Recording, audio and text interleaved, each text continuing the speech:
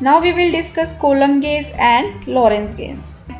In previous lecture we discussed about gauge transformation. Potentials में कुछ transformation लेते हैं in terms of scalar so that the new potential जो transformation के बाद potential आ रहा है वो same हमें field दे रहे हैं. उनमें से एक transformation है Coulomb gauge. जैसे कि हमने मैग्नेटोस्टैटिक्स में हमारे पास फ्रीडम थी कि डेल डॉट ए हम 0 चूज़ कर लेते थे, तो डेल डॉट ए 0 है तो ये टर्म वैनिश हो जाएगी. सो वी हैव, तो क्या बचेगा, del square V is minus rho by epsilon naught. This is Poisson equation. अगर जो फोर्थ इक्वेशन ऊपर आई थी फर्स्ट टॉपिक में, उसमें हमने डेल डॉट ए को क्या पुट कर दिया, 0, तो क्या बच गया हमारे पास, पॉइसन इक्वेशन. और पॉइसन इक्वेशन का सोल्यूशन क्या होता है, वी देता है.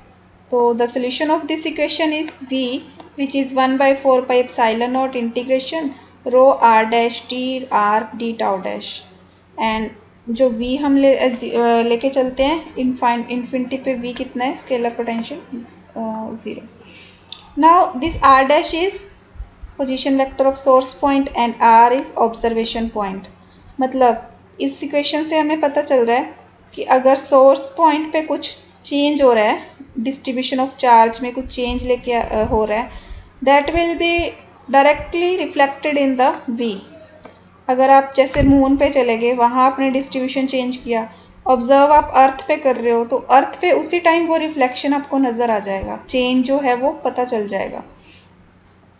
ऑल्सो इलेक्ट्रोस्टैटिक्स में तो सिर्फ पोटेंशियल v से हम ग्रेडियंट लेके इलेक्ट्रिक फील्ड निकाल लेते थे, लेकिन in electrodynamics only v can not give e, that you know. हमें a भी पता होना चाहिए, बिकॉज e जो है it is equal to minus gradient v minus curly a by curly t. So we should know both v and a to find the electric field. In Coulomb gauge the scalar potential is this scalar potential v, it is determined by the distribution of charge right now. Also v by itself is not a physical measurable quantity, one can measure is e. Electrodynamics में सिर्फ v measure नहीं कर सकते, हम e को measure करेंगे. That will involve vector potential a also, because e is equal to minus कर, ये इलेक्ट्रोडायनामिक्स में है, minus gradient of v minus curly a bye कर ली t. एडवांटेज क्या है कूलम गेज का, that v is simple to calculate and disadvantage is a is difficult to calculate. So in Coulomb gauge, as we saw, equation 4 becomes Poisson equation.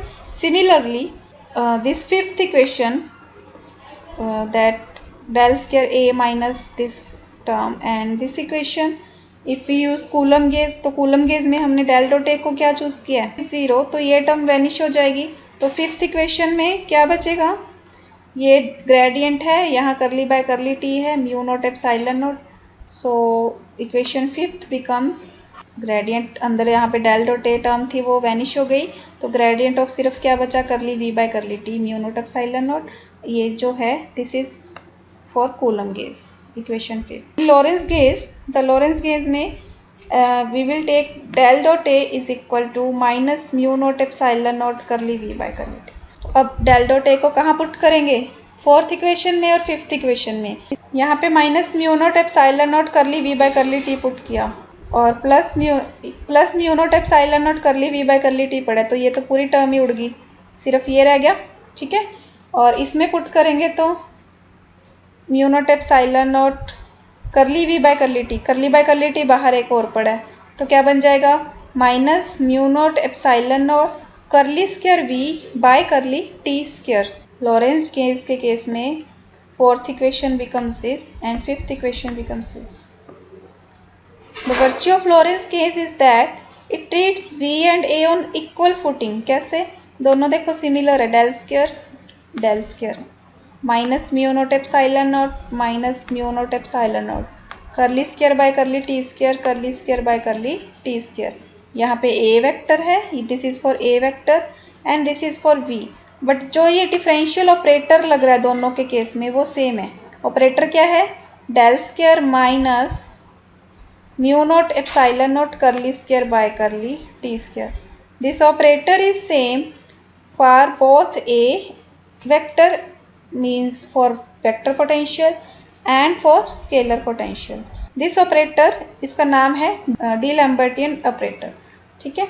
So this operator is same and it is called d'Alembertian operator. तो हम इस operator को अगर ये सारा replace कर दें इससे, तो कैसे लिखेंगे इस इक्वेशन को?